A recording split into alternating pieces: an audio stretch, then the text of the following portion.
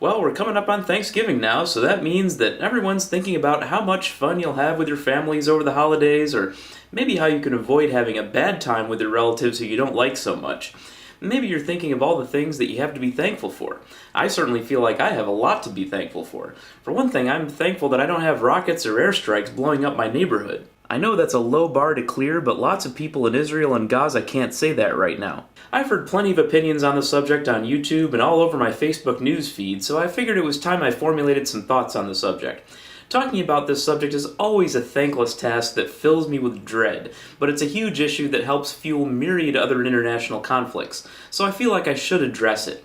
Oh, and for those of you who are just now watching the first video you've ever seen of mine to come here and leave some simplistic drive-by comment about how I'm spreading Zionist propaganda on one side or that I'm a terror apologist on the other, then go right ahead. Free speech is free here in Kyrgyzstan, but if you come up with some nonsense like that, then you've forfeited your right to be taken seriously and have a serious discussion. So if you get no response or a response that tells you simply to refer to this section of the video, then you'll know why.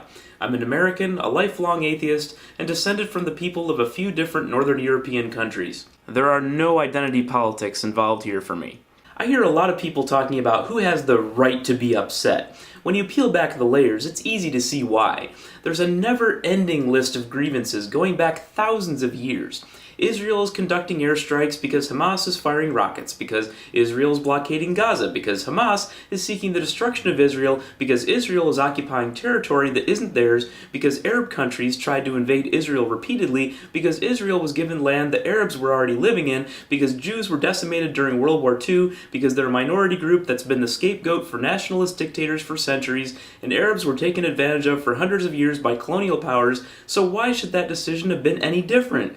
Sure, there's a lot more to it than that, and there are very few truly admirable leaders on either side who've elevated the cause for peace sufficiently. So yeah, they all have a right to be upset. But they don't have a right to act however they want to in response. The word terrorism is a highly overused word and can be rather simplistic. There are some definitions, though, that I feel rather comfortable with. When the military wing of the political party in charge of your government is lobbing Iranian-made rockets into civilian areas with the express intent of killing civilians, there isn't anything else you can call it but terrorism, no matter what the grievance is. This is why those who see all Palestinians as nothing but victims in all this are just flat wrong. If you're talking about civilians, then I agree that they are victims, and they never deserve it, and both governments bear some responsibility for this. Civilians are always the pawns, especially in this kind of war, where Israel and Hamas are tweeting pictures of bloody corpses of babies to gain international sympathy. When a bomb blew up in a bus in Tel Aviv just hours ago, Hamas publicly applauded the attack. If you think that that is justified, then you must think bin Laden was justified for 9/11 too, because certainly most Middle Easterners have very legitimate grievances against foreign meddling. Ask any Afghan how that goes. The Palestinians have been kicked around for decades. Israel has certainly not treated them very fairly, though the violence associated with their cause has been a major factor in that, and most of their Arab neighbors haven't done them any favors either. Anyone trying to do a Gandhi impression in today's environment is likely to be killed, so no peaceful movements with power have ever surfaced.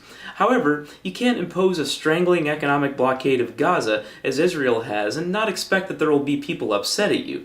You also can't ignore the request of most of the world to stop building settlements in the West Bank, and expect people not to be in wonderment about why you think this will be helpful to your long-term security. While the Israeli government doesn't blow up buses full of civilians, it does conduct massive airstrikes, and I suspect that some of this may have to do with the election coming up in Israel. I find it hard to fault them for hitting those rocket launching sites, but I do fault them for seemingly barely lifting a finger in the peace process. Overall, it's a horrible situation, but everyone involved has contributed to making it what it is today. Maybe everyone has just the level of security they should expect.